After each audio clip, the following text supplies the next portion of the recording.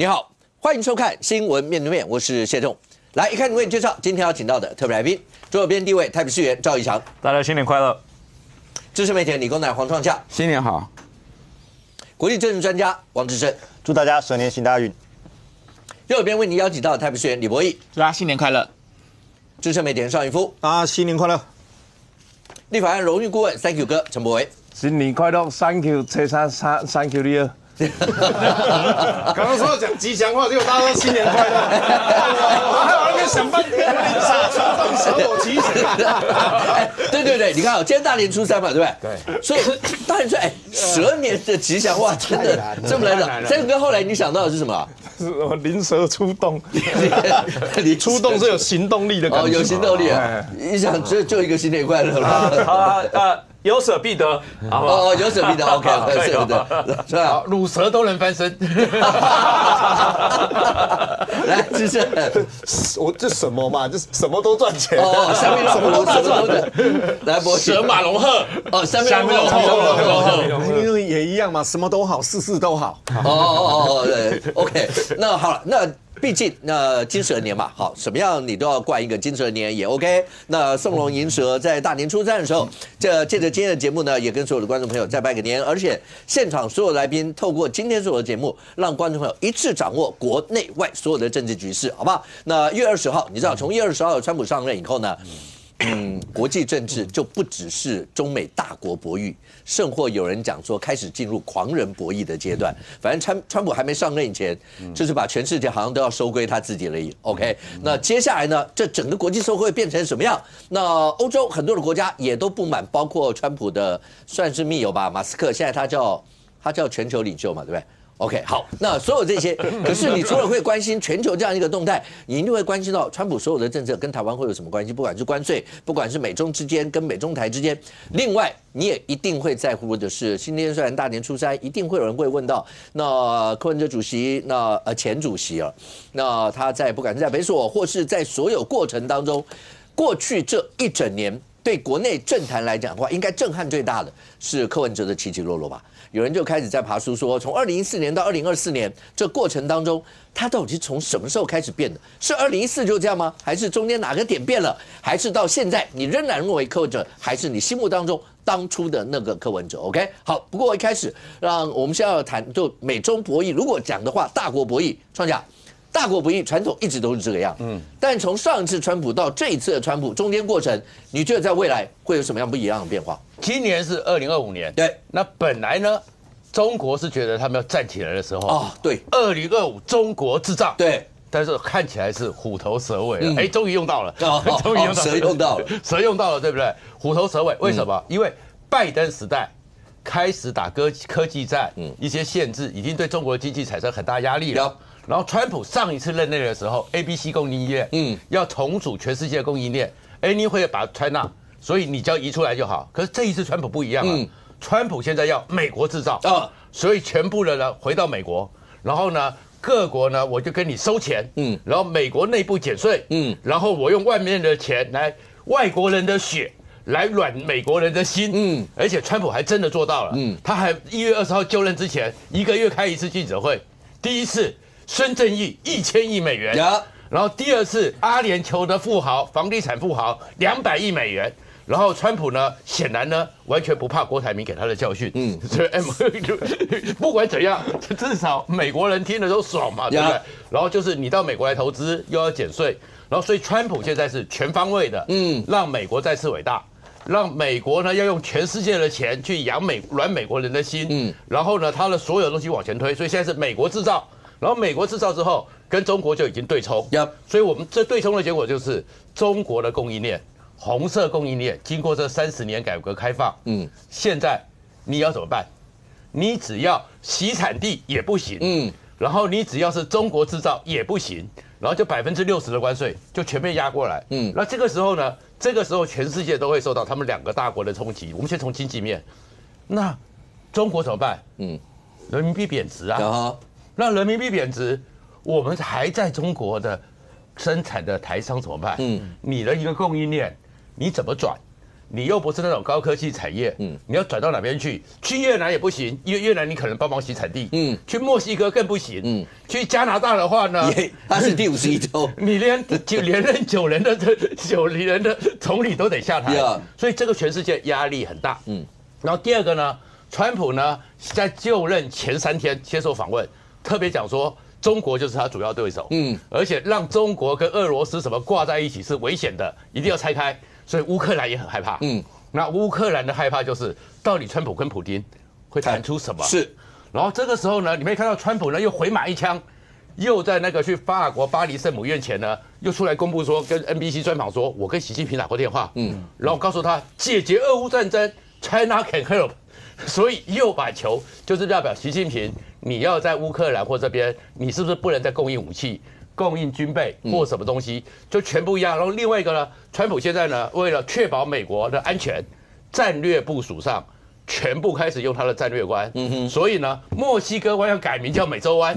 巴拿马运河，尤其是巴拿马运河两头是中国的公司控制港务的，巴拿马运河要收回，甚或不排除用武力收回哦。然后加拿大他直接讲说，你们干脆来当我的第51州，收的那个杜鲁道都撑不住了，对不对？然后再过来你要看上面，那布局是什么？格陵兰岛从2战之后，尤其在冷战里面，它居高临下，所以美国那时候有图勒基地，还有21世纪的世纪营。都放在那里，所以他现在又直接拿回格陵岛，然后又跟全世界闹僵了。那可是这个时候，川普的就是反正我大，摩里喜欢安撞，你们耍流氓，我现在就是真正的大帮主，你敢怎么办？所以这个压力一下去，那如果这个时候，那中国呢赶快去结盟结帮，那就是另外一个状况。那问题是这些年来，中国跟全世界。尤其 COVID 以后，也不好，中国内部的经济也不好，尤其最近前一阵子，大概过去这1年是中国经济看起来是最近这一代最惨的时候，从房地产开始，一路不只是腰斩的，那地方财务啊，或什么的，那现在想要腾笼换鸟，那个工程有多大？所以在这个时候就变成川普一个威压，让我们台湾在这边呢，我们有好处，好处是什么？因为我们的半导体，这半导体是受到重视，可是半导体呢，现在美国也在乎的不是先进制程呢。成熟制程那因为中国的成熟制程强很凶，所以呢，那个很奇怪的 AIT 主任古立言突然跑去看联电，然后自己公布照片，那个意思，联电我相信他们现在大概也有当年张忠谋台积电要不要去亚利桑那的那个压力了，这全部压力这是经济上，那军事上呢，川普就是腾出所有的手呢，所有地方都没有他的安全威胁的时候。2/3的军力真的来到印太，真的是面对中国，所以你会看到另外一个地方，就是南韩第1岛链的起点。你看那个布林肯去了以后呢，尹锡悦突然翻身，然后呢，为什么？因为怕的是李在明，所以这些全部压力。台湾这边，那很多人讲赖先生也要国际竞争嘛，我们要跟民主站在一起，然后我们要做好努力。可是这里面我们又面到了一个大的困难。第一个呢，那个宜祥应该知道，前一段时间呢。那个我们的许思俭，我们的林飞帆，去了美国，见到的层级比习近平派去的谢峰什么都高，见到的是他们的国安顾问，但是国安顾问里面讲的是，川普团队只在乎一件事，你们台湾自我保护的决心你军费到底要占多少？所以军费我们要10%吗？然后另外自我防卫的话，那我们的军队，你看他们的那个美台安全合作倡议。3亿美金里面特别强调台湾的军官士官，那我们的我们的志愿役现在都还招不满额，你的军人的整个福利、军人的招收是不是要多？所以赖清德也讲了，可是这里面呢碰到的是我们的麻烦，我们国会是蛇鼠一窝，蛇鼠一窝是吉祥话吗？好了，今天只要有蛇的都算吉祥话。那这个蛇鼠一窝，我们国内呢又有一个新的大风暴起来，全方位的大罢免。那全方位的大罢免呢，那当然这个往前推嘛，你要解决这个问题嘛，不然你的预算怎么过？但是另外一个在全方位大罢免之外，国民党呢，最7月的国民党主席选举来讲。以战止战未必不是好的策略啊，因为在大战当前，怎么可以换主帅呢？所以全台湾内部，我们有没有能力好好的坐下来因应这个变局？国防上，我们怎么自我加强？经济上怎么去处理，尤其是我们有很多的从台湾和中国，我们当然产业关联性、经济贸易关联性是在下降，可是那么多的台商，你怎么去处理？所以其实今年的12年是一个重大考验年。李想那时候驻美的时候，那时候总统是谁？那时候川普啊，川普对不对大部分时间是川普。 OK， 对，所以你自己在那时候驻美的时候接触的川普整个内阁，包括这些官员，对，跟现在他是再一次回任哦。对，没错。你觉得从他最近好，你说连就任以前所发表，你在很多人听起来几乎像是狂人一样讲出来我的那些话补一。下，台湾有个方法，我们所有人出钱，成立一个国家主权基金，如果超过300亿。投资美国，搞不好川普就会拉着赖清德开记者会。对啊，搞不好盖川普大校。所以让你自己去看到那时候的川普，跟现在他最起码他已经有这么多一些相关的一些谈话的川普。好，这是一个你自己觉得川普有什么改变？另外，川普跟习近平，大家最关心的就是这2个人未来到底会擦出什么样一些火花，然后对我们会有什么影响？你觉得？当然，你看这一次哈，这个川普这个当选之后就职之后，其实他的整个作风、用人啊处事，我觉得相对而言，如果你去比较第一届，确实会比更加的成熟、更加的快速哦。包括你看到第一届。很多这个重要的美国政府官员，因为要经过这个国会的这个任命嘛，通过。其实是到他执政之后6、7个月才开始陆续就位，因为找不到人。那你看这一次他是非常快速，在交接期间就把这些关键人选全部都点名好，而且已经进入这个国会的这个审查的程序了。所以第一个部分就是说，当然比较成熟，但是我觉得他的基本对于世界的这个观察或者是他个人的理念没有太大变化。你说着重贸易关税议题，这跟第一届一样啊。你说着重全球和平，甚至有人扬言说他可能是要希望可以获得这个诺贝尔和平奖啊。我觉得这个也没有变啊，对不对？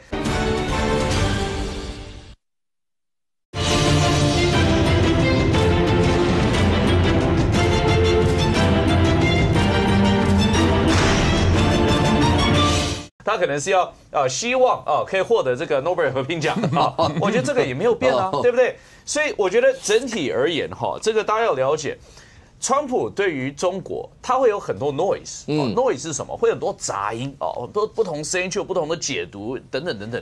但重点是你过去看他从政的生涯，包括他从政前他写的书籍里面等等的内容，他对中国的看法是一致的。就是中国他认为是不公平的竞争啊，中国是剥夺美国的这个就业机会啊，中国是美国最重大的安全挑战啊，这个都没有变啊。所以我举个例子就好了，就是这个在12月的时候应该是在当选之后，但是就职前，他接受了美国《华尔街日报》的一个专访那这专访这编辑台全部的这个报社的编辑全部跟川普做了一个圆桌，然后就问川普很多问题嘛，对不对？那川普那时候是畅所欲言，他就问川普说这个如果中国攻打台湾你怎么办然后他就讲了一句非常狂的话，这句死了，白纸黑字他说他不可能做这件事情，为什么？因为习近平尊重我，但除此之外，习近平知道我是叉叉的疯子，叉叉疯子，这讲的是一个英文的用语那很难听，但就是说我是超级大狂人习近平也知道我是很大的狂人，他不知道我会怎么样的反击他不会做这件事情所以我觉得大家不用太担心这一点了。我们的安全是来自一个疯子，一个狂人，狂人。OK， 但重点是什么呢？重点就是说。你看过去这个美中关系的走向就是2016年他当选之后，2017年第一次就任嘛，对不对？你知道第一次中国的国庆这个10月1号的国庆，结果他找了一票人来嘛，对不对？你知道当时川普是派谁去吗？他派他的女儿跟女婿，还带他的孙女。他孙女到中国大使馆去唱什么？唱茉莉花。中国人讲哇，太棒了，你知道吗？他就是超亲中的，爱中国，未来我们美中关系好得不得了。结果后来隔年贸易战就开始了，他开始到关税也就开始了，然后结果当年才过了1、2年之后呢，中国再次举行国庆的时候，也是邀一票人，然后想说大家都会来，结果后来出席美国政府最高层级是什么？这叫副驻青，副驻青相等于我们的副司长，从总统家族调到副司长的层级，你就知道说，川普其实对于中国他的看法，即便你会听到很多的杂音，但是理论上他的看法是一致的。你想，你刚刚举那个就是派去参加人家国庆这种，对，一般像外交系统都会说，总是有包括对等啊，包括那个一些礼节或什么，所以从这个人的派任就知道，川普从来不跟你搞这一套。对，他觉得我对你不爽，他是刻意要用这样的方式。某种程度不要讲到羞辱啊，但某种程度就是告诉你，我就是被送，对，就是这样，对，他是摆明了这样讲的。不过他讲得很清楚啊，就是说你必须把他的论述跟他所谓的交友或人际处理的方式，跟他基本的政治理念做一个切割。我举个例子好了，布丁，川普说过几次哦，布丁是我的好朋友，对不对？这个我可以跟他沟通，我可以跟他对话。那人家问他说，普丁这个继续攻打乌克兰，这个俄乌战争不停止怎么办？他说：“那我去炸莫斯科。”所以我的意思是说，这就是川普嘛。你不要认为说，好像突然之间他讲一句说，我邀请习近平来参加我的就职典礼，美中关系就有所改善了嘛。好，所以这是第一点我要讲的。第二点，但中国还是会穷尽办法，要试图要接触川普这个川普的这个所谓的核心圈嘛。那现在就有提到说马斯克这个人嘛。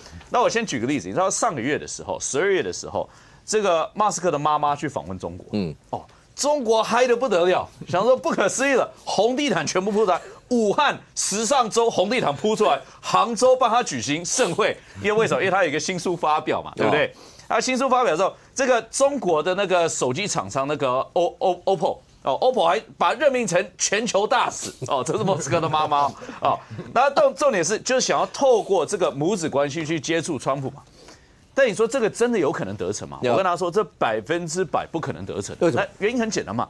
第一个，你中国对于马斯克有的经济的这个所谓的利益已经是有限的嘛。今年第一周1月5号前的那一周。这个特斯拉卖了在中国卖了5500台车子，大家觉得好棒，很多。我跟他说，比亚迪卖了多少？36000台，7倍了。那你说特斯拉还多么重要吗？这个市场对马斯克还是关键中的关键吗？这是大打问号。但第二件事情，我觉得马斯克也会非常小心，很小心，因为你知道已经有美国媒体持续来传出说，他跟川普的关系是有点尴尬尴尬是什么呢？就是他一直巴结他有点像他的蛔虫一样。说的难听一点了，为什么呢？他现在已经住进这个特斯拉住进这个川普的这个马拉狗这个庄园里面。听说他租了一个小木屋，就住在那边。那川普听说周边想把他赶走，还赶不走。他说我租金已经付了，我就住在这里了。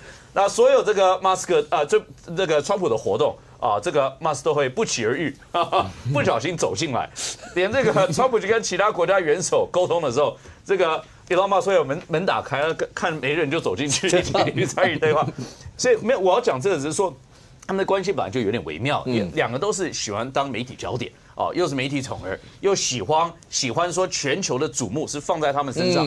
你说这两个人，如果现在光在最简单的要不要通话，要不要跟谁开会，都有一些摩擦的话，如果政策上马斯克开始为中国做主张，为中国做倡议的话，你觉得这个会有办法存活的下去吗？所以你说中国本来一直寄望会摆在马斯克身上，对，是这样子。我觉得中国会把其中一个寄望摆在马斯克身上，因为中国现在真的欠缺管道。你知道欠缺到什么吗？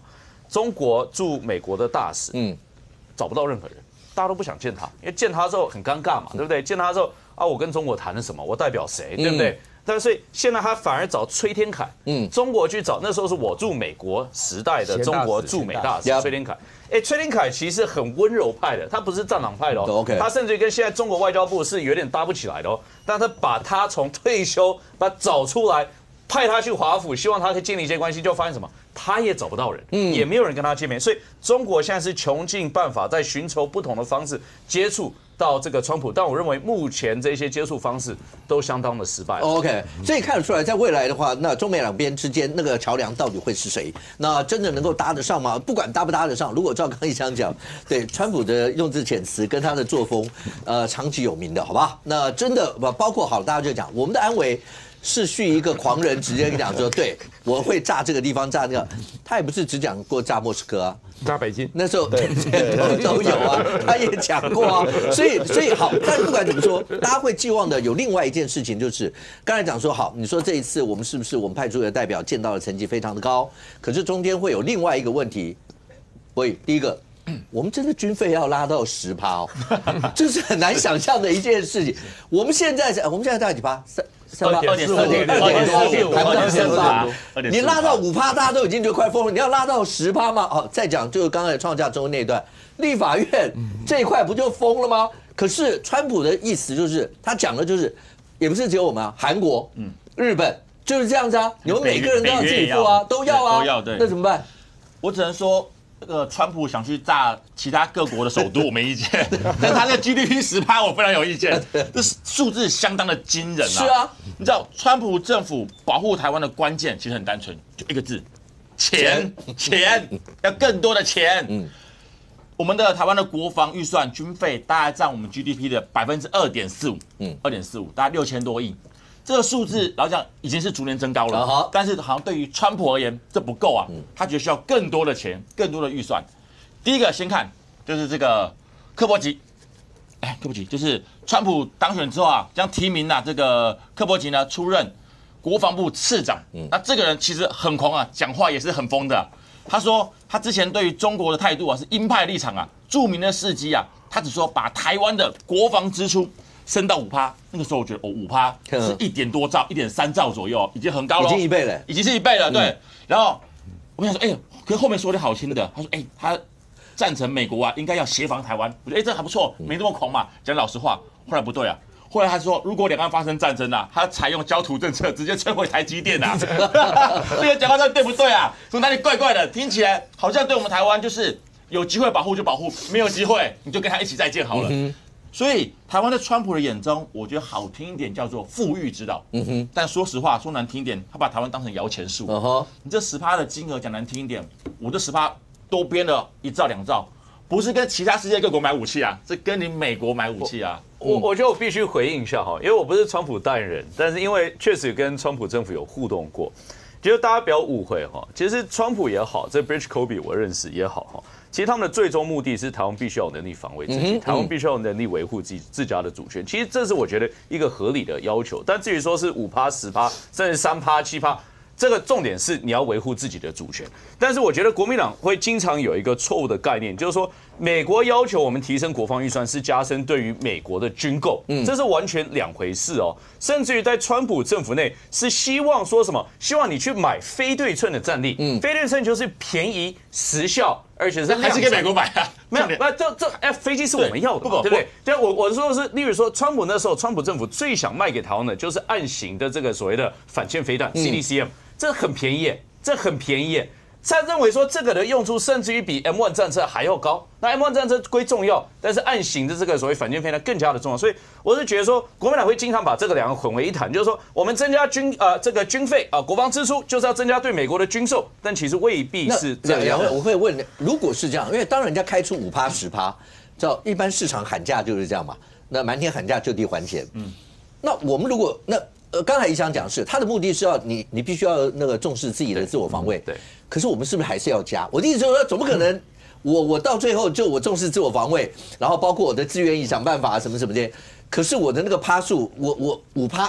连3%我都不到，每多1%是多2000亿的意思啊！对，我这个是不是还是要有财划法就夺了3700多亿啊？所以那个还是我们自己两个不同上。财划法是中央分配跟地方分配啊，这不是要卖给美国啊？不只是川普，你要不是共和党，拜登的时候，就一直这样讲了。为什么？因为以色列面对这样一个压力，他们一直举例阿拉伯国家。我重点没有，你想讲的我可以接受。北约国家。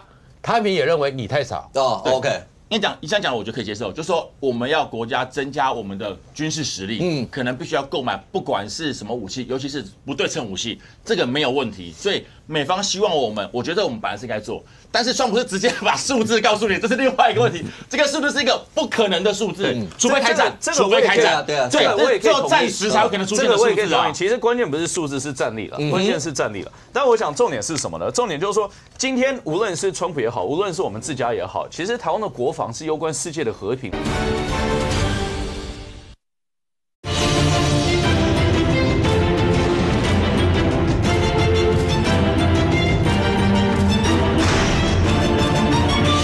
但我想重点是什么呢？重点就是说，今天无论是川普也好，无论是我们自家也好，其实台湾的国防是攸关世界的和平嘛，所以大家希望说两岸有和平，但两岸有和平必须要有军费啊。但军费现在的问题是说，好，我们编列了，假设我们现在是5000多亿的国防预算，加现在6000没有，那但是要加特别预算加进去才6000多亿嘛，对不对？现在的问题是，财务法通过了之后，未来国防预算还有空间增加吗？这是大的问号。我不是财务法，我是地方议员。我知道。如果台北市有更多钱做更多事情，我也不反对。但重点是，如果你把这一笔钱确实这样子去做分配的话，你未来中央怎么去增加国防预算？而且不要忘记哦。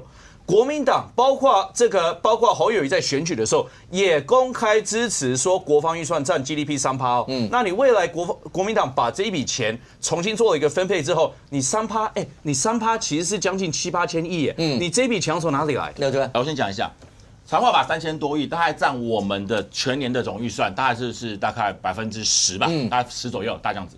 先讲这个比例算不算高？我觉得每个人想法不一样，但是我跟宜翔报告一下，财务法的部分。说多了这几千亿，不要忘记了，不会去真的挤压到我们现有预算，因为从蔡政府开始，每一年超收都3-5千亿啊，你光超收的部分就已经够 cover 这个部分了。可是蔡政府经济好啊，我的意思，那我相信蔡政府经济也很好嘛，你们怎么可以？你没有希望嘛？画个蛋数嘛？你没有赖政府有希望，那你我难得看好赖政府，不，那你财务法画个蛋数，你就说如果经济好有剩余的话，重新分配。你有没有代数在？你蛋数不在，那你未来能保证每一年都有剩余吗？我不是在讲美中国际博弈是大国，来这个不错，这个让立法委员说说话。是，前立法委员。我跟美国人聊过这件事情，马英九时代的时候就已经跟美国说我们会努力的争取到3%。那请问到今天是几%？2.45%。那你要说什么分母分子调动那些，我都没有意见啦。但实际上就是我们也还没有达到10几年前的承诺。好，这第一点。第二点。我跟美国的相关的人士聊天的时候，我问说啊，但川普这样子喊，你们美国人都不会觉得怪怪？美国不是很重视合约精神吗？他跟我讲一件事情哦，他说川普有一次学习到一件事情，东方世界有一个很奇怪的习惯叫杀价。就我们去美国买东西，你不会想说要跟他杀价。但是在中国你买东西不杀价，好像就你很盘。在东方世界特别有这种现象，所以川普觉得说，那这样子我东西要给你买，我就要喊给大家杀价。所以我刚刚听李博毅在分析数字，我就觉得哦很棒，李博毅很适合当立委，因为国民党现在在立法院的立法委员都不太会杀价，都不太会算数学，跟他讲财务法什么的，他们都不跟你谈实质预算调度的事情，他就只跟你讲，前民进党怎么样怎么样，这样子。李博毅如果当立委，刚好蓝绿都有李博毅，好啊，两个都可以抓对。我们会自己私下来沟通一下，对。所以川普他的政治，他的外交政策有一招，我觉得蛮特别的，当时形容是这样，叫做模糊空间，叫做大声的模糊空间，以前叫沉默的模糊空间，就我不讲你不讲你自己猜，现在是我讲这个也讲那个啊，哪一个是对的你自己猜。所以川普他是美国非典型的政治人物，但他核心的工作他我跟你讲他不重视的他根本就不会谈呐。他一直在讲台湾要加强要干嘛的，包含之前的拜登，他也希望韩国增加自卫队，事实上去年也增加了他们的军费的预算。那坦白讲，以韩国驻军的数字换算成台湾这个国防预算的话，我们不买武器，我们直接买军队，说不定还比较务实。这是民间的一个讨论嘛。所以这些东西才是我们真的如何增进这个台湾国防实力的，对嘛？没有，我只是因为你知道，在台湾，我当民意代表有一个很深的感想，就是我们在讲系统规划、结构、逻辑、分析行为的时候。他们的最后结论就是要花多少钱。你要解释给老百姓听的时候，就是会变这样子。所以我们也要反过来跟他讲说，买了大堆装备你看不到，我们南港有几十几百颗爱国者飞弹，你知道吗？老百姓怎么知道？住南港的他自己都不知道，那怎么办？那我们不要军队，你们喜欢冲绳那样子吗？你们喜欢拿人这样子吗？好，我们还是买武器好了。你就必须要这样子跟大家解释。我觉得这才是一个及格的民意代表应该做的事情。不过现在看起来的话，如果你真的讲到说美中之间，那大家会最直接讲到，那你还记得吗？那时候大家都在讲说，全世界是不是慢慢又变成进入了所谓的当初的冷战2个世界，大家各自拉帮结派嘛，一定都会是这个样子。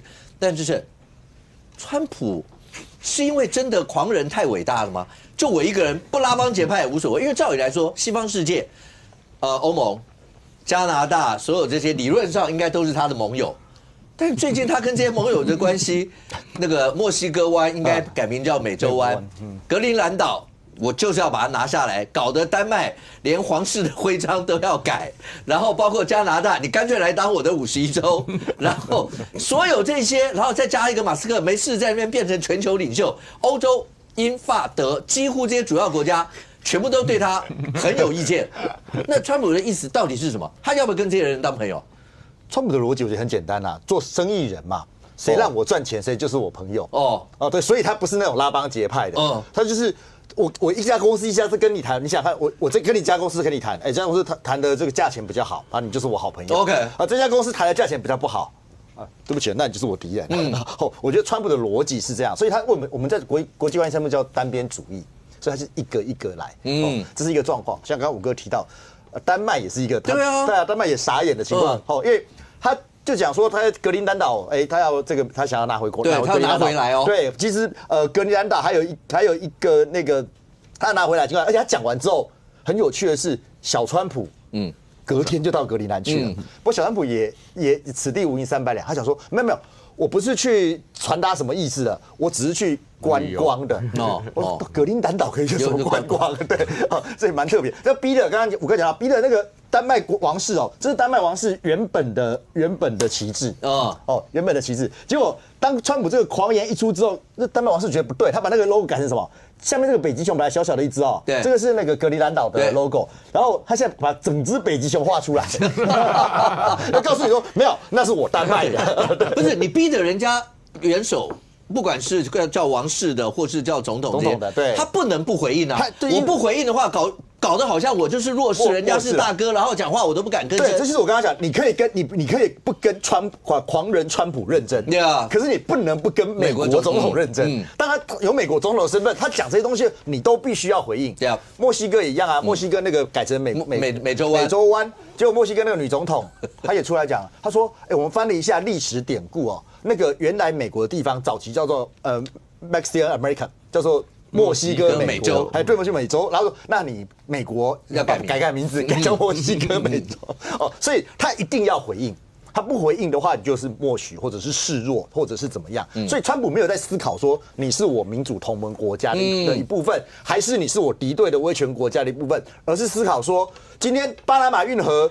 这个中国在那边靠我这个美国的生意做不下去，或者是垫高了我的成本，巴拿马又还给我，不还，武力我就这个武器滞后，这武力滞后的后面是说来谈对不对？那加拿大你关税不让，那你就准备当51州，因为他这个加拿大对他的这个每年顺差是2000亿美金左右不谈，这个不妥协，那就来这个进一步的关税制裁，一样的逻辑。可是你有没有注意到一件事情，在这一段时间，中国也好。俄罗斯也好，习近平、普丁这些人，声音反而比起这些民主国家的领袖小很多。可是他也没有少对俄罗斯呛虾他也没有少对中国呛虾所以这个牵扯到川普这一任期跟上一任期一个很大的差别，就是说川普玩这种狂人手法玩的驾轻就熟可是我们都知道，那个投资报酬率越高。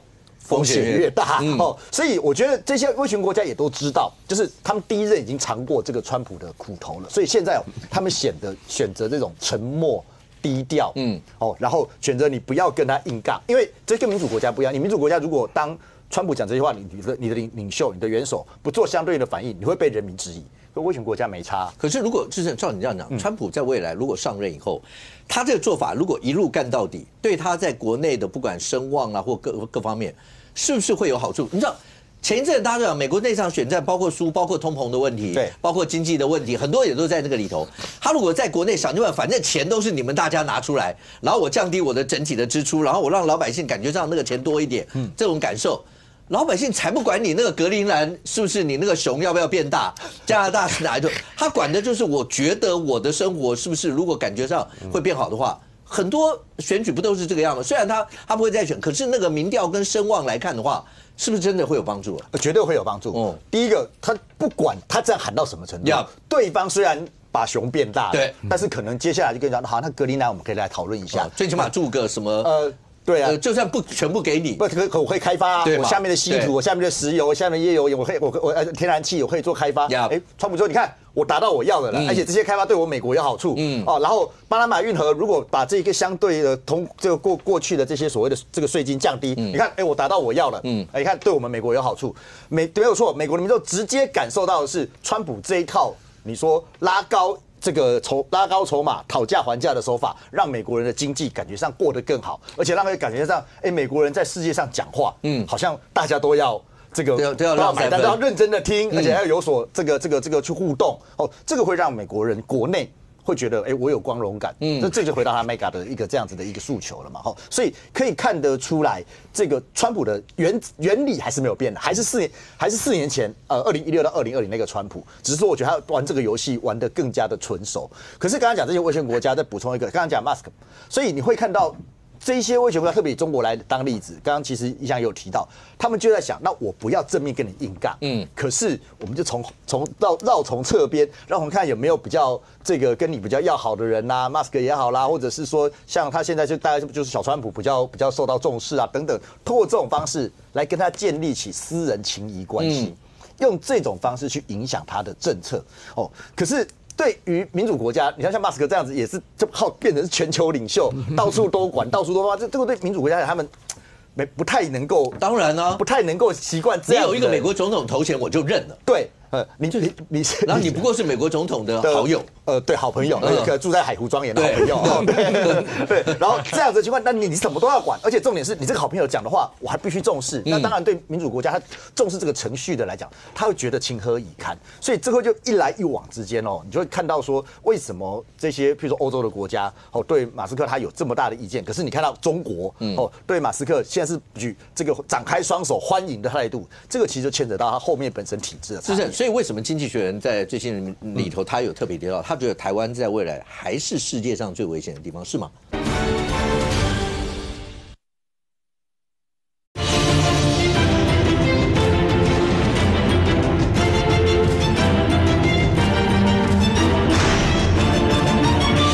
这个其实就牵扯到他后面本身体制的差异。是，所以为什么《经济学人》在最新里头，他有特别提到，他觉得台湾在未来还是世界上最危险的地方，是吗？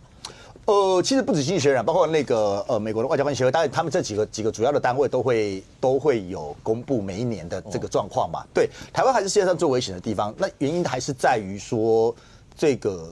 中国它本身对于台湾的野心企图是没有改变的在只要有可能的情况之下，它还是可能随时随地可能并吞台湾那而且现在又多了几个风险，你比如说对于半导体的期望值这个更高，然后还有再来对于刚刚大家争辩的很凶的那个国防议题我以为财化法，国防议题是国防议题对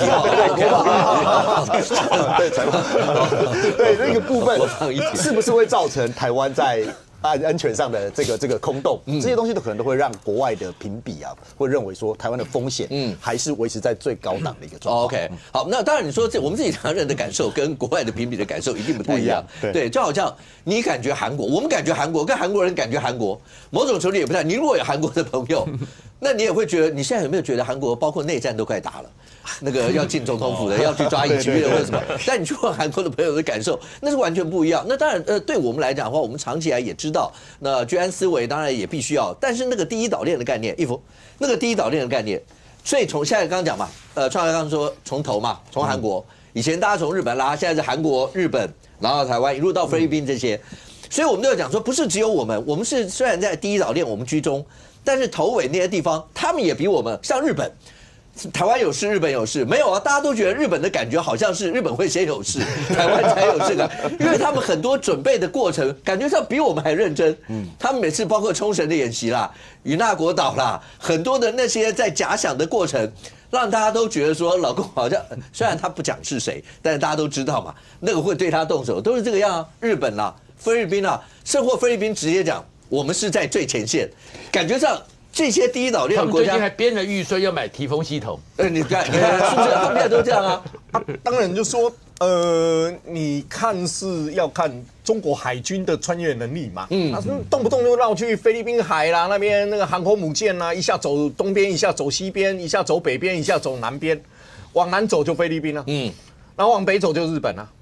然后在日本再稍微上面就韩国啊，所以他就在这边一直绕着走，有时候走宫古海峡这样过去啊，有时候就从南海又往下走，所以它变成一个第一岛链。中国的海军在那边四处环绕嘛，环绕。那当然，感觉日本是比我们还紧张啊。是啊，2024年的时候，他们才编了大概20亿左右，要把地下化，他们的指挥中心地下化。他们为什么会把指挥中心地下化？就是看2022年俄乌战争哦。然后俄罗斯第一时间都是打乌克兰的重要的指挥地区。好，那他们看到这个，他们就开始编列预算，要把中心地下化。它包括什么？它包括它的防卫省的海上指挥中心，什么都已经完成地下化。他们这所有的假定都是因为那时候包括台湾有事，对，台湾有事，日本有事，而且我记得那时候包括美国的兵推，很多兵推都会觉得老共如果真的要对台湾动手，第一件事。因为要拒止嘛，不让美国、不让日本来驰援，所以第一件事先打日本，先把日本相关的这些设施打掉。所以他们就觉得台湾都还没被打，他们大概就会先被打。所以所有的想定都是从这来。因为你拒止的时候，第一个先要把所有周边的海域国家或是可以攻击它的，全部都先防御嘛，都先把你打掉嘛，这样我才有本事把它整个包围起来，在中间打仗，不让你外援的军力可以出来嘛。所以日本在上面，菲律宾在下面，那就我要拒止这2块一定是重点了，一定是重点了。所以日本他就非常的对于这个台湾有事，他们非常紧张。所以你可以看得出来，地下化，海上运输群未来的运兵啊、物资啦，你还包括说他们在西南诸岛里面要设飞弹、雷达系统，整个它是一连串的都在强化西南诸岛嘛。那刚才谈菲律宾。当然，菲律宾最有趣的是，之前2024年年初有一条新闻，就是小虾米对抗大鲸鱼。菲律宾做了什么事？买潜舰，攻击潜舰，首次菲律宾买潜舰。然后他们也跟韩国买了巡防舰，啊，包括垂直发射系统，也跟那个印度买了高超音速飞弹，对，跟以色列买萨德系统。然后他们买了很多的武器，那他们菲律宾的军事建构是先从内到外，它的内部的防御要先做好，然后再往外的话，就包括空军跟海军外围的防守嘛。那他们有一个新型的海军计划，所以你看，包括买潜舰、买那个跟韩国买巡防舰等等，一路都在买。那海上潜舰也买，什么都买。那它的陆地上面呢？刚才说了，跟印度买超高音速飞弹啊等等，它最近又5亿美金要跟美国买提风系统，提风系统我们就很熟了。好，我们的海风大队到处在跑，它是那个移动式的哦，它移动式它可以发射什么战斧、标6、长程飞弹，哦，它移动式的。那反舰飞弹什么移动式的在那一边的话，而且标6属长程反舰飞弹。这个对恐吓威胁性、防御性够强，所以你看中国就跳起来了，中国跳起来，但是菲律宾根本不甩中国嘛，他们做民调等等一大堆，对中国也是很痛恨啊，你动不动就是欺负我嘛，哈。那菲律宾以前我们常常说，菲律宾是一个亚洲军事能力很弱的国家。甚至于以前我们在说，菲律宾跟我们之间冲突以后，一旦开战，我们未必会输，等等等等一大堆了哈。那你可以看得出来，他现在也在强化他的内部，就我从内部的防御，到我内部岛内的防御以后，拉到海上跟空中的防御，所以他们也要买 F-16，他们也跟瑞典买了第4代号称第4代最强战机施救战机。那为的是什么？最前线的国家，他们说最前线的国家。对啊，那最前线我们会跟菲律宾发生战事吗？越南会跟菲律宾发生战事吗？都不会啊。海上冲突在那边喷啊，打闪光弹的是中国与菲律宾。对，好，所以看得很清楚，菲律宾它也是在对抗中国。那菲律宾、日本跟韩国这3个国家，基本上跟美国都有防御条约。这3个是有共同防御条约的国家。那现在你注意看。日本跟南韩其实对川普的当选也有点紧张，也有一点紧张，他会不会？你跟北韩之间的关系，你跟大陆之间的改善等等，会不会影响到印太地区这一些原本结盟、民主国家结盟的结构体，会不会松散掉？其实日本跟韩国也都在讨论这一类事。你还记得那个菲律宾那个礁其实是马德雷3号啦，就是摆在那个地方。对。然后结果后来呢，老共呢，反正就我觉得那个已经就国际之间有国力的高低大小，但是不能够做到羞辱的感觉，因为对菲律宾来讲，那个马德雷3号已经到了搞到被羞辱的那种感觉了。好，你说包括他们最近强化这些，当然你看了包括其他一些邻国，对台湾来讲的话，其实我们包括自我防卫的，不管是在预算或是在想定上面，或者心态上面，其实我们是不是应该要强化一些？可是除了这个以外，眼下最现实，现在打仗毕竟不是冷兵器时代了，而且就算是这些热武器，而且现在的科技之高，thank you。如果打仗，我们讲资通管制非常重要。没有眼睛没有耳朵，你现在根本不要去跟人家打仗。是在年前的时候发生一件事，后来是有国外的媒体报道以后，包括我们的国安官员去证实，大家才觉得说没事，他又把我们海底电缆给挖了。是我们现在靠好，你说现在的战争，海底电缆包括近地卫星这些。马斯克的一些卫星，我也不知道我们未来能够寄望什么了。OK， 那我们干脆就寄望我们的海底电缆。可是现在有人甚或会在想，老共某种程度，这算测试吗？3不5时我就挖你几个海底电缆，把它挖断。对我们来讲的话，这当然重要啊。可是你又不能说他正式在对你宣战或什么，没有啊。这个破坏海底电缆是中国近年正在测试一个封锁台湾、围堵台湾的一个战术。那最早发生海底电缆切断，其实反而不是这种船在台湾岛游来游去，它最早是用抽沙船。那大家有没有听过马祖的抽沙船？那抽沙船它怎么抽沙？拿一个吸尘器下去抽？其实不是，它是有一个刀片在土里面翻，然后一边翻一边吸，才有办法抽沙。然后他在翻的那个过程，其实怎么翻？他就是拿刀片在下面转。所以其实马祖就有断掉过。我曾经问过李问他说，2023年2月2号、2月8号断了2条。好，那怎么切的？哪里断的？甚至当时都不知道。切完之后，马祖发生什么事，你知道吗？民众传来的讯息要15分钟才发出，因为他从本来这个我们的所谓5G 的时代，突然退回到2G 的时代，所以一个讯息要15分钟。民众因为不知道嘛，他也没遇过这个情况啊，所以一大堆民众就跑去怎样？跑去马祖的中华电信门口，他们以为那样子传比较快，不知情的以为要买演唱会门票，就是这么荒谬。这不是说他们无知识，而是他们反而某一种程度显示了面临战争被包围、切断通讯的时候，民众可能会有的反应嘛。我就不知道怎么办呢。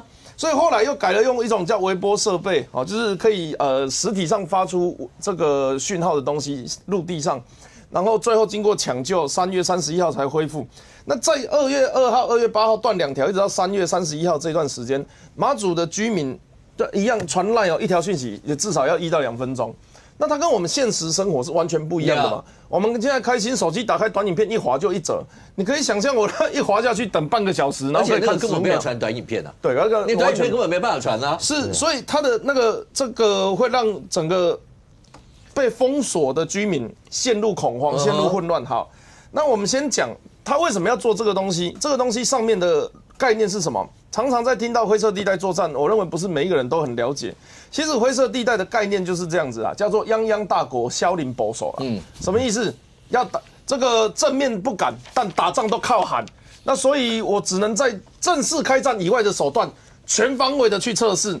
那我想受到中国古代的这个奇书叫做《孙子兵法》的影响，《孙子兵法》讲什么？以正合，以奇胜，以奇合，以正胜呐，哈。暗度明修栈道，暗度陈仓，上兵伐谋，是这个旗下功臣。那整个《孙子兵法》读完哦，你只注意到2件事情：第一个，你要证明你自己很棒，棒到大家都会跟你投降，就不会战争了。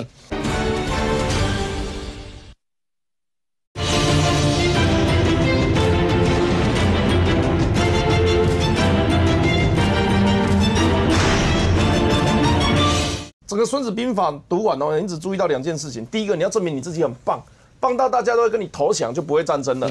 那第二个呢，就是即便要打，尽量不要受伤。所以呢，他们就针对人跟钱以外的事情，所有的东西都会惹没干，水、油、电、网络、通讯，这就是灰色地带他们在做的事情。我没有跟你开战啊，我只是不小心有带了刀的这个抛锚啊，然后呢，我在你的电缆上滑过来滑过去，不小心拖断了。我先跟大家讲，为什么我们可以直接定调这个抛锚的扯断海线叫做攻击行为。以前抛锚掉下去，你会卡住，船不会动。你抛锚的目的是船不要乱跑嘛。可是啊，这一次年前的这一次事件啊，它在我们8条，我们往马祖有3条，往冲绳有3条，往上有8条。它在我们8条电缆里面来来回回经过这8条，共23次。啊，它现在是在补 OEG 还是要干嘛？那没有道理。然后再来呢，一般来讲拖到停住了，拖断了，你会发现了。他不是，他就一直来来回回23次，那这不是攻击是什么？另外，2023年全世界都发生过。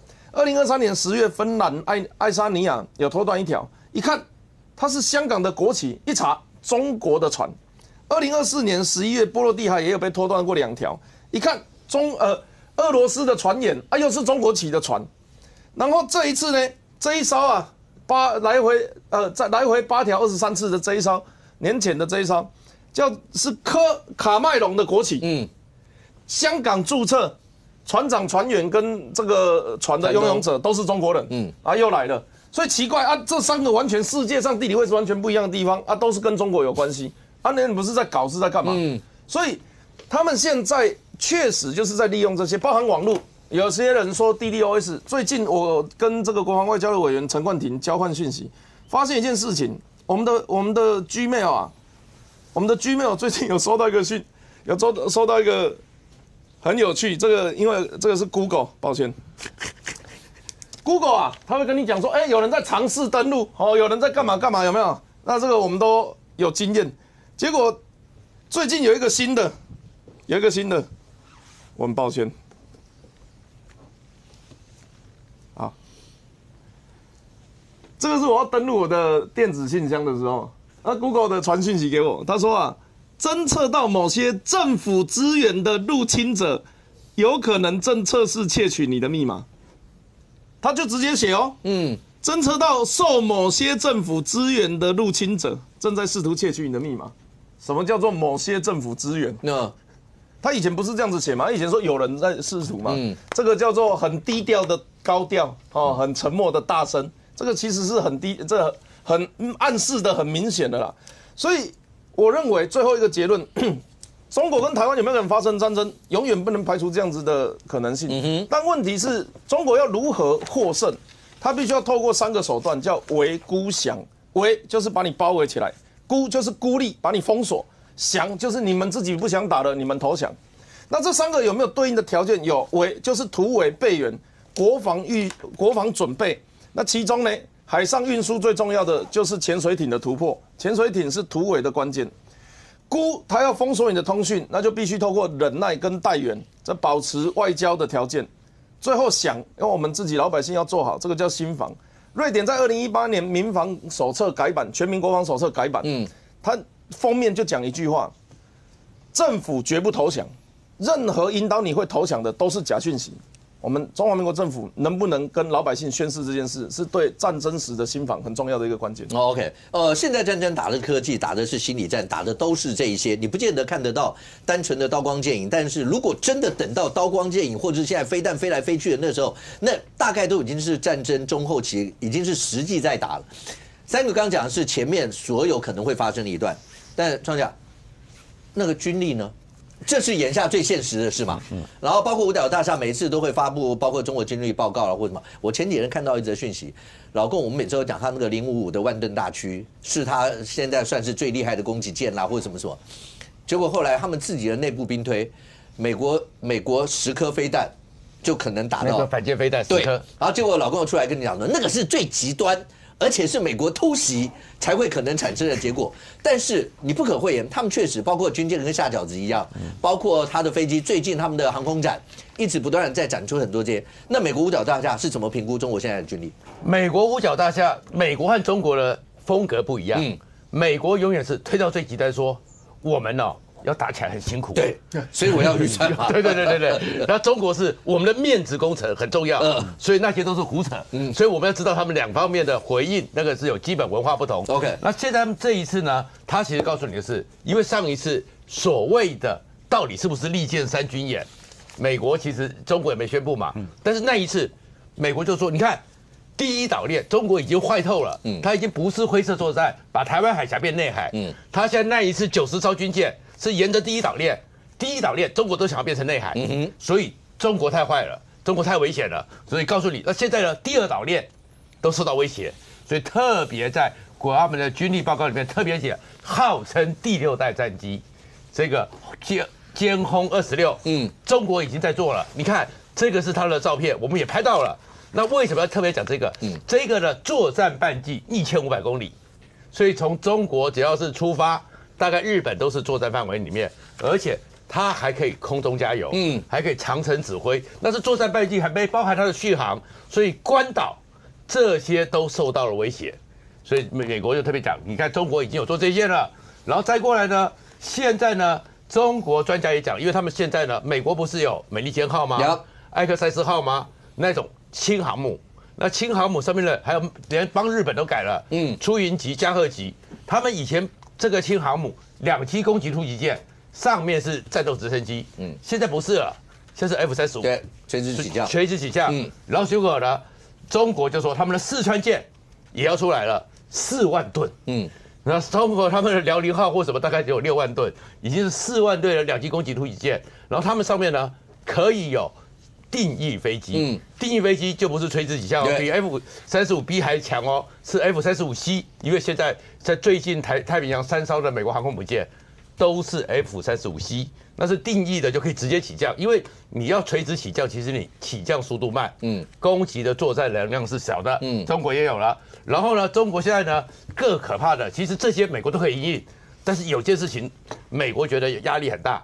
因为他们一直在做原子弹，在上次公布的时候，他们只有500颗，今年就有600颗，然后到了2030年就有1000颗，然后如果打到最后，他们会用这些状况，那怎么办？那当然，美国在强调这个时候，他们都是推到最极致，推到最极致之后，他们有什么的因应方案，所以不断的可以讲出来，所以你会看到今年的太平洋威慑倡议。本来提出了预算之后，国会还给你再加69亿，所以其实那当然另外一个也就是代表美国的，就是什么东西我都是做最坏的打算。然后呢，这个情况之下，但是呢讲完了，人家想说那打得赢吗？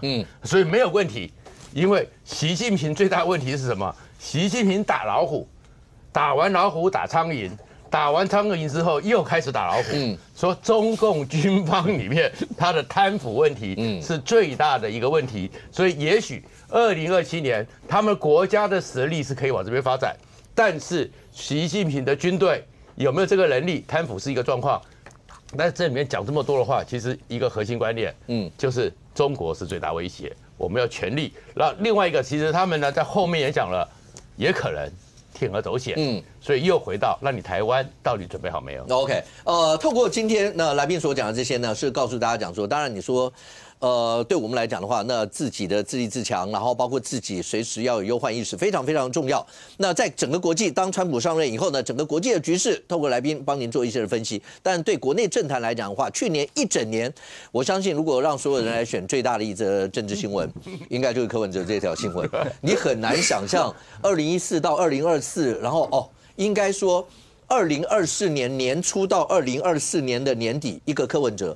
1月13号8席立委300多万票，然后包括政党不是风光一时，真的是这样。然后到了年底，锒铛入狱，好，那最起码看守所了，不是真的要到监狱。可是即便是这个样吧，那所有这些会让人不胜唏嘘。而这过程当中，先让你看一下，其实柯文哲有很多的部分，我们在节目里面讲过，是他自己的言行之间，会不会也帮自己绑手绑脚了？因为把蓝绿都讲成垃圾以后，当把自己的一些作为出来以后，大家是不是就会去做一些的比较？那让你先看一下2016年柯文哲讲的相关的一些话。来，7、8月的时候是哪一个政府的时代？这个变小英政府了。那就对了嘛。所以垃圾不分蓝绿，所以垃圾不分蓝绿。我会以理性、务实、科学的精神重建联能政府。搞这乱七八糟，一定傻无事，全部清，这样就好了。因为我自己当过市长，我很清楚啊，我任内几乎没有什么弊案，因为我就跟大家讲很清楚，你只要出事，你知道，不管皇亲国谁都没有用，杀无赦。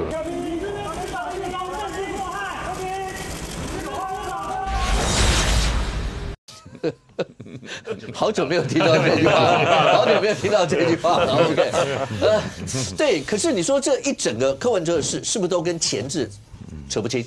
大概就是因为是这个样子。那如果要这样的话，从2014到2024，一下，你觉得2014到2024，从现在已知的一些事情，你觉得柯文哲是什么时候开始变？而那整个变，或是现在看到的所有事情，你觉得最离谱的是什么事？你要去画一个时间点，我觉得很困难，因为一定是说柯文哲原本就有这方面的一些想法跟作为，才会逐渐成为今天我们看到，因为4大罪行，结果被收押禁见嘛。那你说真的具体而言，什么时候开始啊？就是原本他可能只有思维，但是什么时候开始去执行啊？应该是2020年啊，因为2020他又成立了这个众望嘛，又成立了这些基金会，然后又开始这个收钱啊，等等等等。所以2020年应该是一个关键点，但我觉得重点是这样。你有人问我说，这个柯文哲相对10年前最大的差异就是人设，就人设，就我说的难听一点啦，啊，今天傅昆萁曾经已经这个被判过3次嘛，坐牢2次嘛，对不对？你说有人会把超高的道德标准去惯用在傅昆萁上吗？很难，真的很难，因为他过去人设就不是如此嘛，对不对？他这个内线交易等等伪造文书等等你不会觉得说他是一个道德之上的一个人。但你说柯文哲过去把他扮演成一个像圣人那样子，这个 do the right thing 这个只做这个科学理性等等，那你会觉得说柯文哲是把自己把他粉装成为一个跟现在台湾政治人不一样的人。结果你发现他不但是跟一般政人做的是一样，做的更差劲。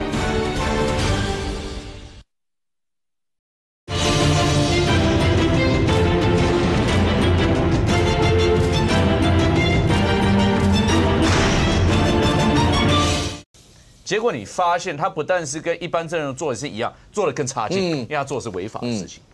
所以我觉得柯文哲最终要面对的就是欺骗这2个字。你为何欺骗台湾人？说你是有不同样的人设，因为你明明就是这方面的人嘛，你明明就是你说你不会开基金会，你最后开基金会；你说这个财团吃人肉，就你最后跟财团好的要狠，好的要命。你说你这个不会去收这些财团的一些不当的一些钱，就你最后这个骑飞轮，人家300万放在地上，你还给他点个头说然后继续骑一个飞轮，然后收钱收到在地下室里面麻布袋里面装了500万，然后这拿进车上你也不说话。就是说，你到底这个是不是原本就是柯文哲？就我觉得很多人看现在的迹象会觉得，对，这原本就是柯文哲，只是柯文哲原本是粉饰的很好。所以我觉得今天很多人为什么会对小草会认为说不了解小草，就是说，难道你小草看不懂这些事情？可是还是有很多小草挺的。对啊，所以我就说这是为什么，你知道吗？你任何政党都有忠实的粉丝，我觉得这没有关系。你民众党一定也是有忠实的粉丝。但我觉得很多人为什么会看小草有一个大问号，就是因为柯文哲他的这个状况不是一般政治的一个状况。你去比较10年前的他跟现在的他，你作为小草，你真的可以挺胸说这就是同一个柯文哲吗？这就是我从头到尾支持的柯文哲吗？那我跟大家说对不起，如果你还说得出来的话，那可能代表说你对政治太天真或不了解或怎么样，我不知道。但是至少跟柯文哲周边人，包括张一山也好，包括 Grace 也好。曾经跟他共事过的人、信任他的人都认为说这不是同样柯文哲啊，就是说柯文哲公开的那一面跟他私下那一面是完全不一样的而且反而这搞不好才是真实的柯文哲所以我就觉得说，今天柯文哲，我们现在去检视过去10年，真的觉得最大的差异就人设跟欺骗这一块。OK， 所以你觉得人设跟好，那医生讲到人设跟欺骗这些，如果你把年前的一些事也摆进来的话。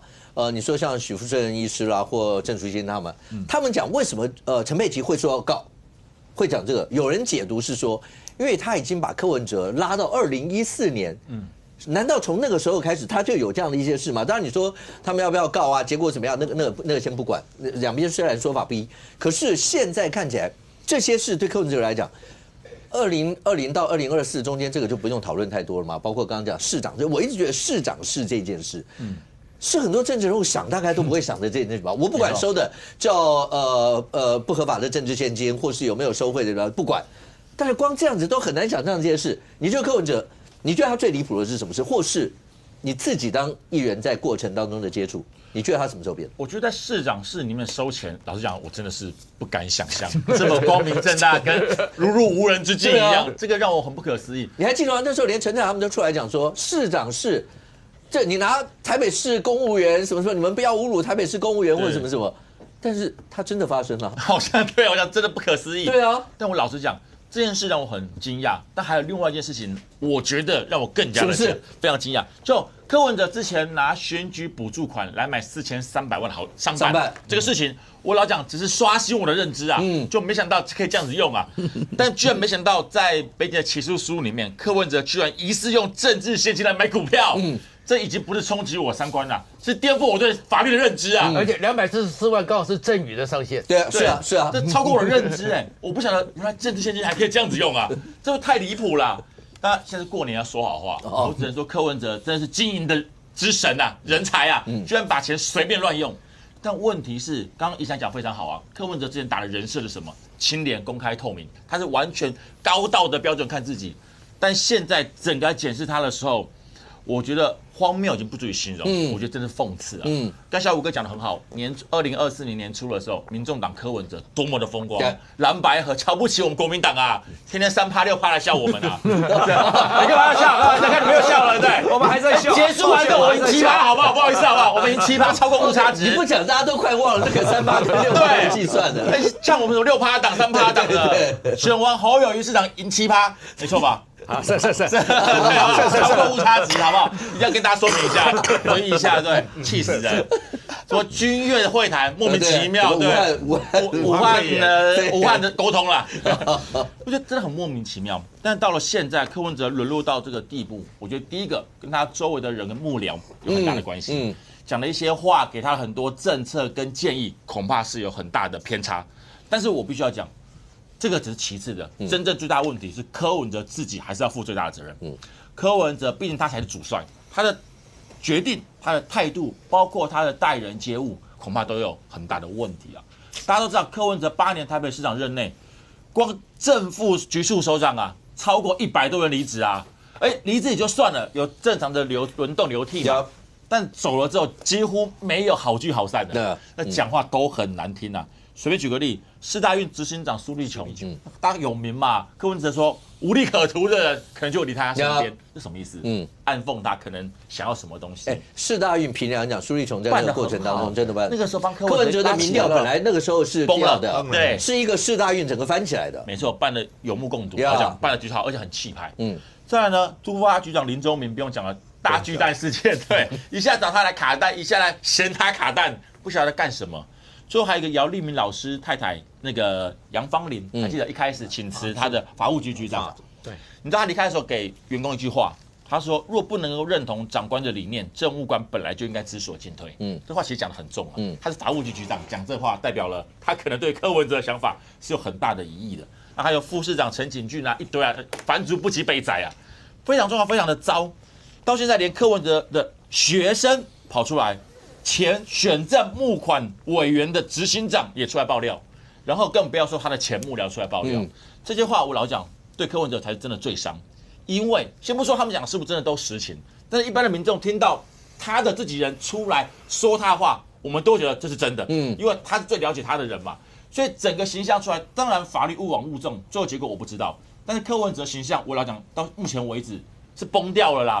你讲讲看，市长室收钱，拿了钱没感觉，然后你说那1500到底是钱还是时间讲不清楚，包括了你等等的一些拿政治现金募可的费用，乱七八糟报账的事情，这事情我就很难自圆其说。但我必须要讲，刚刚小五哥问到，你说柯文哲变了，在什么时间变了？我的想法是，我觉得当柯文哲动心起念想要选总统的时候，就变了，因为选市长的时候，说实话。第一任他2014选的时候，这没什么好变的，因为那时候选不选上还不知道，就是募款有多少花多少，而且那时候而且他还关照，对，而且民党那时候也在旁边，我相信一定会给他很多的建议啊，不会乱搞的啦，这太难看嘛。但是他2018年那时候选上的时候，实际上他的心很快就已经飘了，对他觉得他是要选总统的人了啊，所以后半期大家都知道台北市里面已经不再是柯文哲做主啊，是黄珊珊副市长在决定啊，你要找黄副市长才知道决策，所以大家心飘了之后，我觉得想法就跟着不一样了。2015年的时候，我相信网络上有很有名的故事嘛，就是柯文哲跟他听众分享一个吃东西上厕所的故事，对，他说他自己上厕所啊，柯文哲上厕所的时候得到个启示啊。他想到有一次，他们3个人一起去吃了26000元的大餐，一个人平均9000块钱，他就哇吃的好贵啊！但是隔天早上起床上厕所的时候，发现啊，马桶里面的排泄物感觉起来好像跟平常吃70元的自助餐的产物没什么两样，所以呢，他顿时领悟到财富的虚无，然后领悟人生的荣华富贵不过就是一坨排泄物，讲得很棒。甚至还开酸林义士啊，他说啊，要是林义士早就有这体悟啊，他就不会贪污了，因为那也不过是一坨非常昂贵的排泄物。他讲的话听起来我就格外的讽刺啊，让我有另外一种体悟。柯文哲那个时候不是酸林义士贪污啊，是酸林义士6000多万就要贪呐。因为柯文哲现在他的案子涉及了起来超过1亿啊，对，基本都是对上亿夫啊，是的，坐在旁边也可以中奖，对，上亿夫啊，那问题很多啊，所以我只能讲，这么一路走来，柯文哲当然经过大起大落，最后结果是如何我不敢说，但是他真的让很多对于柯文哲、对于民众党一开始的支持者失望，我碰到很多个。他们当时是捐钱给柯文哲选举，希望柯文哲能够真的实现他的口中的白色青年政治，不分蓝绿，超越蓝绿。但是没有想到是，现在柯文哲的总统梦还没有实现。但问题是，他的一些做法，他的一些讲法跟行为，已经让支持者对于他的美梦破碎了。OK， 我记得那个大马老斯基来节目的时候，他讲他对柯文哲整个改变的时候的点是商办。对，他是因为4300万商办说，你怎么可以把选举补助款拿去买商办，而且大家还不知道，还是等到被爆出来以后，大家才知道这件事。然后因为他自己经营公司，他会看账嘛，啊看了以后，所以他到了7、8月，他还在提醒柯文哲，那个账怎么会是这个样？后来就一路开始出现，包括政治献金的账啦，包括跟乌克公司啊，所有的这些账啦，一路下来到现在。可是如果真的讲起来的话， Thank you， 核心价值，政治人物大家都讲政治人物要有核心价值嘛，对，或成立政党那更要有核心价值。但现在回头突然发现这件事情某种程度反而会变成柯文哲最大的一个算是罩门吗？是这样吗？这个是柯文哲2014年9月27号的，那现在已经不可考了啦哈，不然我去问他辩我在串供。这个叫做我们人活在世界上，每天都在做交换。什么是你不愿意交换的那个东西，就叫做核心价值。那这个到底是他当时的幕僚帮他想的人设，还是他自己讲的？我必须说这句话讲的，不管是谁啦，讲的非常的好。我们的确，我们每天都在做交换。换个方式讲，我们每天都在做选择。我今天要直走还是右转，吃饭还是吃面，这都是一个选择。 那你核心价值，我吃饭是为了不要饿死，我走路是为了到达目的地嘛，所以我走哪里都可以，我可以牺牲时间，或者是牺牲金钱，做快一点，这个叫交换。那核心价值就是你要去的方向。那我自己啊，过去看政党很简单，那个政党叫什么名字就是他们的工作。那你民主进步党如果不民主又不进步，你会受到自己的支持者批评。 你中国国民党没有把台湾人变成中国的国民，你也会被批评。真的啊，这个就是来谴责一下，绝对没有这信好不好？是中华民国好不好？加注啊，加注。江春说这个中国就是中华民国，中华民国就是中国，所以中国公民上去说没错啊，对，没有错了。因为那个村长他是要征服对岸的，好不好？统一中国，对。李博义愿意跳出来已经很棒了，我遇过很多来宾都已经不反驳了。那竞选怎么可能？哎，每个人讲话，其他人就要仔细听，因为发现坐在这都会中枪。Q 到我了，对。好，那我问大家，台湾民众党是什么意思？蒋渭水的台湾民众党是以台湾民众党利益为优先，但柯文哲的台湾民众党是以台湾民众党的民粹跟抱怨为优先嘛？他没有去解释他要成为台湾民众的什么。我们谁不是出生就台湾民众？我们台湾岛上哪一个人出生不是台湾民众的？所以他这个党名已经没有核心价值，就是你看不出来。 然后接下来是进入一个状况，就是你发现这个人开始包牌，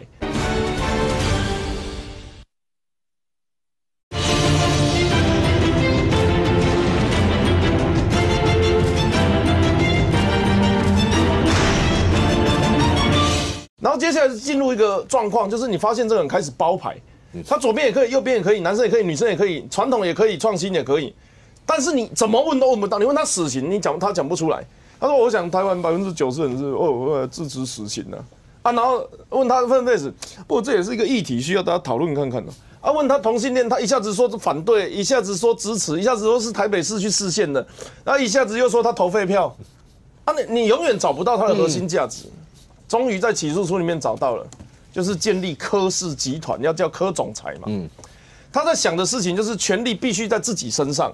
然后呢，他要有第二层的管理，那这些人可以跟他一起像黑帮一样，不管是掩饰犯罪、串供，然后做他的金流，为他逃亡，然后接下来才是第三层的所谓支持者。所以大家所谓的小草是第三层的，那第二层的是什么？啊，在他的视角看出去，哇，一片绿地，结果农药撒下去，哇，原来里面还有分天然草皮跟人工草皮，有些是假的嘛。现在还能够留在民众党身边的，剩柯文哲留下来的3种东西，一个是买的就是侧翼网军、社群、名嘴、媒体，这个反正就是新闻来源。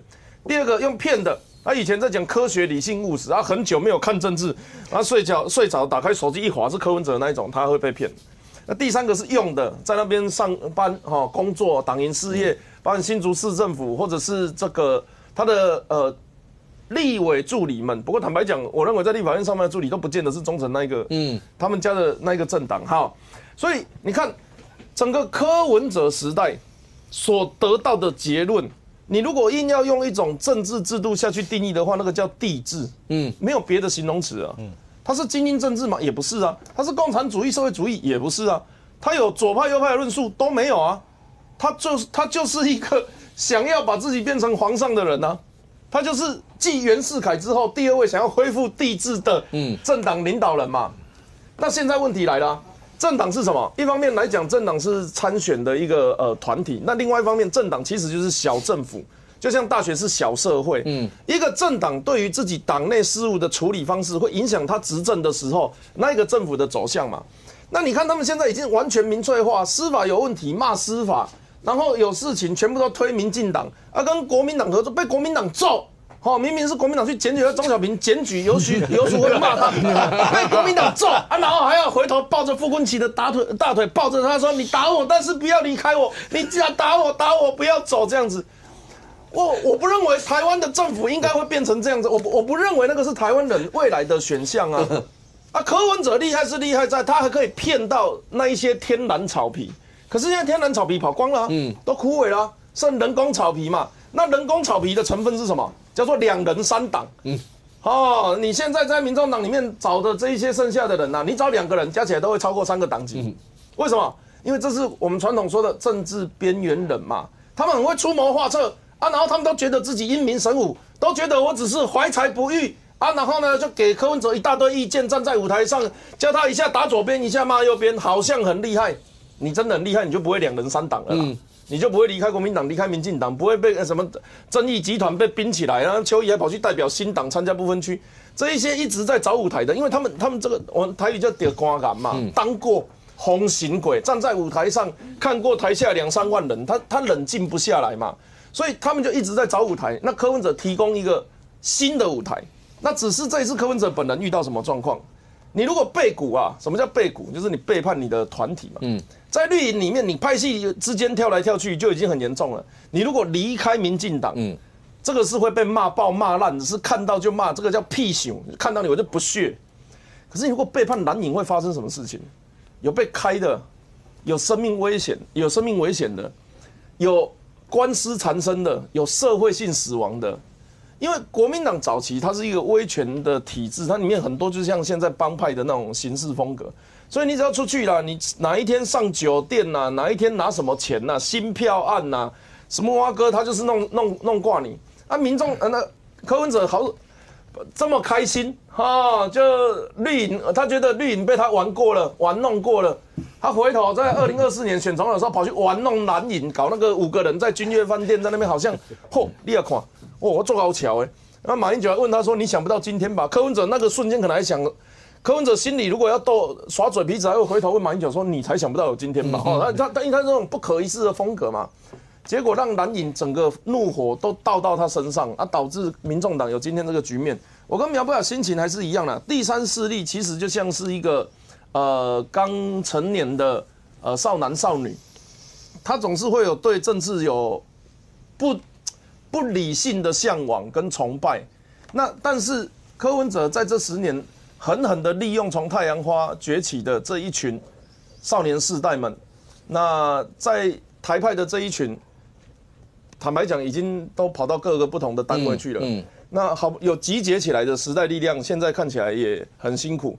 那唯一一个民众党，居然变成当初站在我们对立面的蓝营侧翼，我觉得这是不胜唏嘘啊。可是如果刚讲到第三势力，一定在台湾一定有除了蓝绿以外，有很多人还是在政治想象上会觉得不是只有蓝或是绿嘛。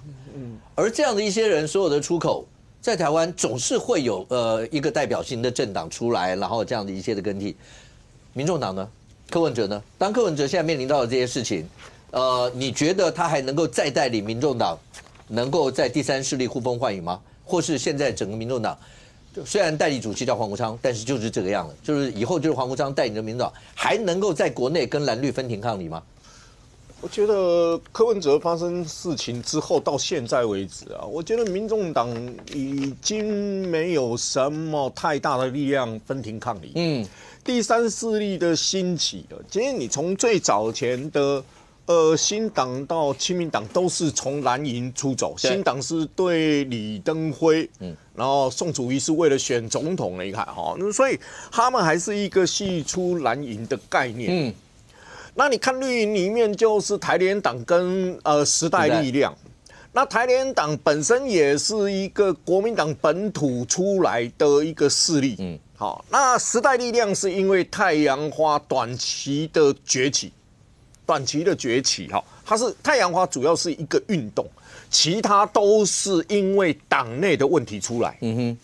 所以什么是真正的第三势力？你看，所谓苗博雅所属的政党等等这些政党，事实上发展都没有像台湾民众党那一时之间就整个拉起来。好，那最主要的是柯文哲素人从政，对讨厌蓝绿里面蓝绿都是垃圾里面的一个崛起过程，而且他的性格当初表现出来的人设，是一个好像我跟政治都无关，我什么事情讲话好笑，你说他白目也好，你说他怎么样，他对年轻选票是有大的吸引力。他那时候抓头发的动作风靡多少年轻人啊？高腰裤，高腰裤抓头发，然后手机要挂在那个裤腰那个皮带上面。对。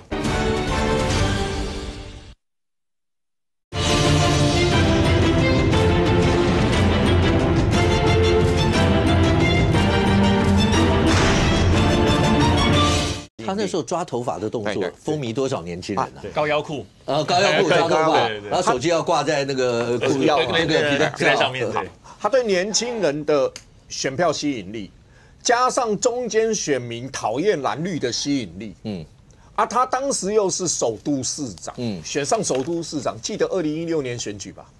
骑着自行车的时候，宛如果外国人来到台湾，你们总统候选的那个骑脚踏车的，还以为他在选总统好不好？那种盛况那一个是很简单一个道理，就是说人民对一个当选到市长已经站在政坛上面的一个领袖，有别于蓝绿的政治人物，一个打破蓝绿的一个期待值摆在那边了。那现在柯文哲的这一个期待值大概破灭了，仅剩下少数人，大概破灭了。那接下来黄国昌能够取代柯文哲吗？黄国昌没那个量了，从头到尾他都没那个量了。因为你想一下，如果黄国昌能够取代2014、2016的柯文哲吗？取代不了。他能够参选2028总统，有柯文哲的量能可以拿到27%的选票吗？拿不到。所以黄国昌所引领的第三势力，我觉得看轨迹快一点，比较像亲民党。轨迹比较像亲民党。你注意看，亲民党一开始的时候，宋楚瑜率领了40几个立委，然后逐渐区域选不上，只剩不分区县市议员起步来，乡镇市长没基层，一路就往下走。他的轨迹会比较像这一个，因为你现在黄国昌上去的话，你看2028年，他们有哪个区域选得上？有哪个不分区还能拿到8席不分区嘛？看不到这么乐观的景象。你刚才的解读可以说吗？因为柯文哲自己说过一句话：一人政党开始，当然不会一人政党结束。他的政党不会因为一人开始，不会因为一人结束。可是你刚才的描述，看起来民众党当没有了柯文哲，可以这么呼风唤雨以后，你可以直接下定论说没有未来了吗？我觉得是没有未来，除非你还能出现另外一个被期待值的人。而那个期待值的人不是传统的政治人物，就不会是黄国昌。你必须又要有一个让这个年轻选票中间选民厌恶蓝绿的人有一个集结的力道。而那一个人是谁？现阶段在台湾第三势力里面，目前为止，包括各党第三势力里面，目前为止看不到。而那一个人最简单的一件事，因为你背对我。他的声望没有，他的意思说你都没有看，他就是那个人呐，他就是那个人呐，再过去，他是那个人，媒体工作者，他必须站出来，是要有别于政治人物有声望，而且是能够提出一个很新的论点，让大家去集结。但是现阶段看得到这样的人吗？现在为止，目前为止看不到。三楚应该算是政治人物，还是算媒体人物？我现在把他算，我现在把他算媒体啊，不想看他，现在把他当媒体人啊。所以你说第三势力有没有第三势力的存在？有，但是有没有一个人，能够号召起第三势力的集结？目前为止。柯文哲落了以后，我就看不到。怎么样？我也不能，我现在也没办法看 Thank you， 我一看到我也想笑。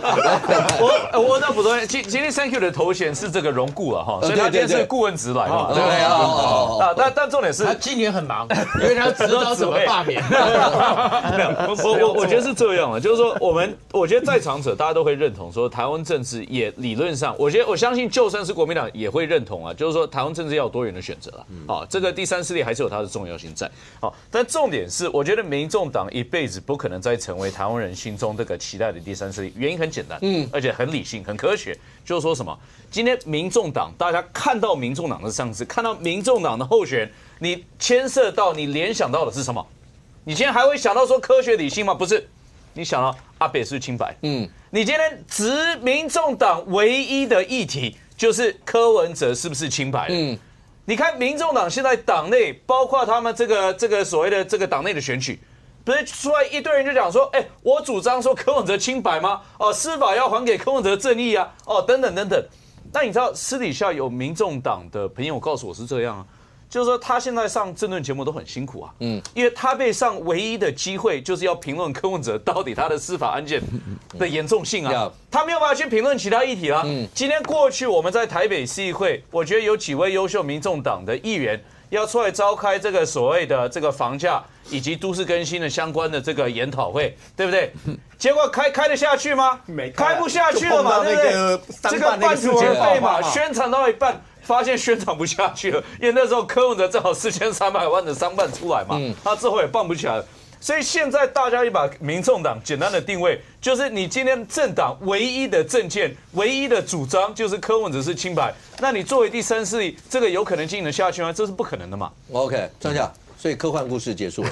基本上台湾的社会是这样子，对于第三种选择的期待还会在，一定有，而且可能还会更高，因为经过2025，本来2025是没有选举的，就现在2025是罢免大混战，这大混战之后，其实社会上你也看到民调里面嘛，期待解决这个僵局，所以第三种选择的期待会有，但是不会是民众党，不会是柯文哲，为什么呢？因为呢，整个状况里面不要讲民众党了，什么2028，他们现在这种支持度，加上刚讲了好几位优秀的台北市议员。每个人可能就是下一次的被告，对不对？折扣码，所以全灭。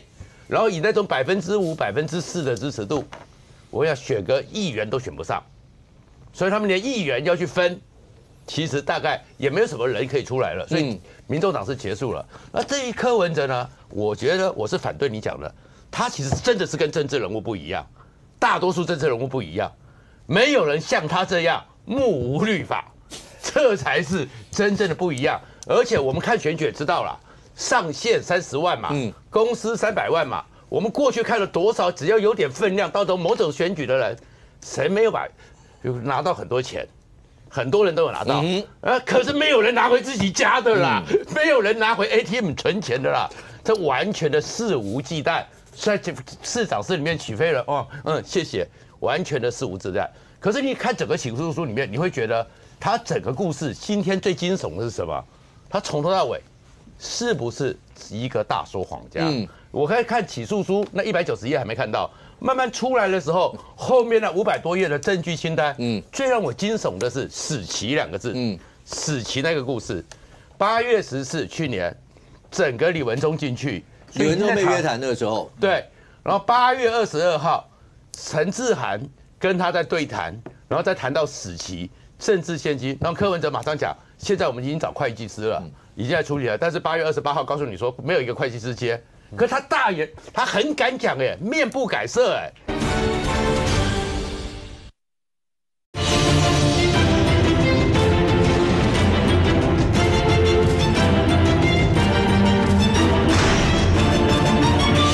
然后8月22号，陈志涵跟他在对谈，然后再谈到死期、政治献金，然后柯文哲马上讲，现在我们已经找会计师了。已经在处理了，但是8月28号告诉你说没有一个会计师接，可是他大爷他很敢讲哎，面不改色哎，所以柯文哲从头到尾他讲的什么垃圾都是蓝绿或什么，是不是他聪明到认为这种话跟他的内心什么核心价值完全无关？他可能有核心价格，对不对？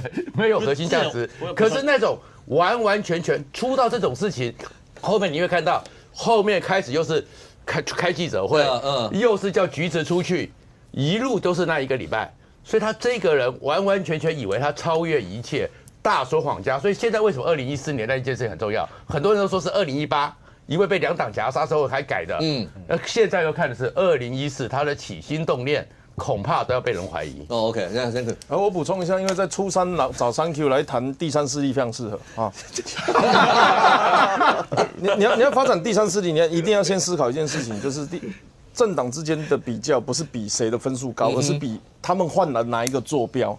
如果是要比什么贪污指数，那怎么可能？国民党现在还有一半这么国会多数，我不认为台湾50几%的人支持贪污啊，或者是黑金对地方派系的容忍。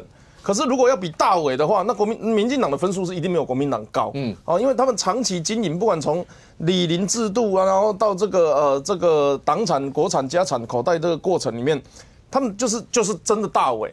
所以那你说两岸统独这个也是板上钉钉，他们两个也不可能互换立场。所以你要发展第三势力的话，你要怎么创造一个坐标，这是很重要的。那这个问题也不是从现在才有，20几年前叫游离票啦，新党的时候就叫游离票了嘛。然后亲民党、台联实力等等的。好，所以呢，我认为第三势力要有3个条件，因为我是很喜欢看故事的人，我要以史为镜，可以正衣冠哈。我故意讲反的，嘿，好，第一个要年轻，但是不能气盛。年轻就是新面孔，所以大家老百姓才会对你有期待。但不气盛是什么？因为气盛容易沦为英雄主义。不跟我走，我就自己跳开。所以当初2014年就是突然出现了4、5个政党，社民、时力、激进、小欧盟等等，绿党等等的。所以要年轻不气盛。第二个要创新不守旧。创新是你真的有给了一个新的东西、新的愿景，而不是拿旧的价值，然后强调我比他们更旧，我比他们更守旧。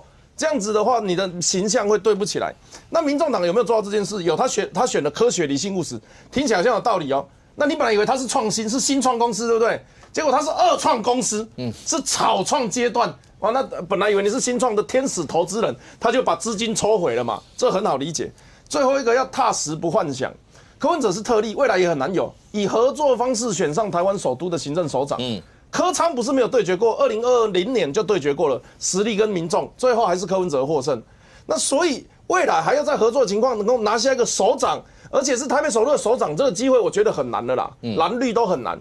那所以踏实不幻想，或者换个方式讲，有梦想但是不幻想，你如何从基层扎实的打起？真正组织票，你能够动员300、500、1000人，然后伴随你从议员、立委往上爬，甚至包含从里长开始。我认为这个是要建立一个第三势力基本功，一定会有这群领头羊带队做10年、20年的建国或是建党、建政工程，那才是一个可能的第三势力。不然的话，就会像这20几年来的民主政治一样，都是一瞬间的泡沫。OK， 你刚才说的那些条件，归纳到最后的名字叫。那不是一个人可以做的事情。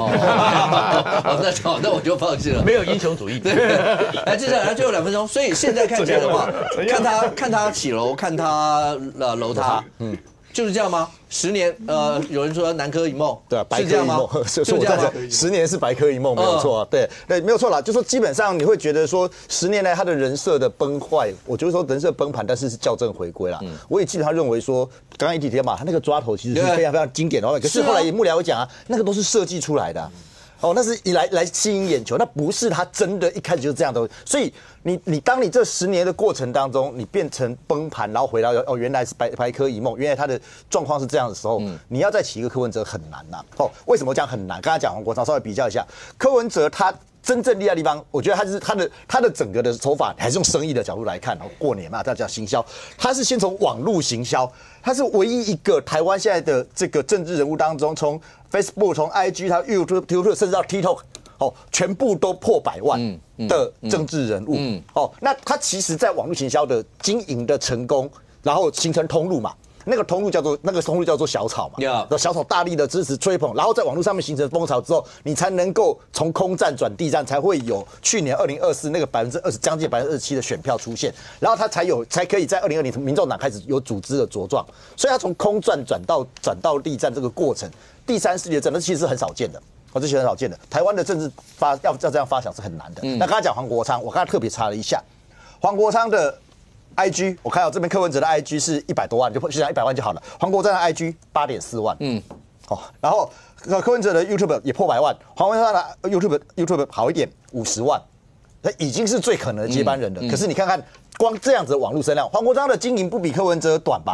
人家也是太阳花出来就一路在经营的，所以你要再复制这样的模式，没有办法。换言之，如果还要用这种方式去形成另外一个第三势力，或者是要过去这个柯文哲模式，让第三势力让民众党延续，几乎已经是不可能的状况。那更不用讲，在今年看样子，虽然今天初3了，但是我们还是忍不住要讲，柯文哲的案子不是只有这2个，他后续在年后可能还有一个出来，那个对民众党或者说他通路上面的小草的冲击，还是会持续的延烧下去。OK， 有人说政治无他，就本猪初心而已。那但这几个字多难做到呢？那对于楼起楼塌，那看过了这些，那民众到底会怎么想呢？好，那对柯文哲主席来讲的话，当然他未来的案子还要去面对相关的一些事情，国内政治会有怎么样的一些的分分合合呢？那对于国际上来讲的话，当川普上任以后，美中台甚或全球又会有什么变化？我们大家拭目以待。非常谢谢现场所有来宾，也非常谢谢观众您的收看，谢谢面对面，我们下周见，拜拜。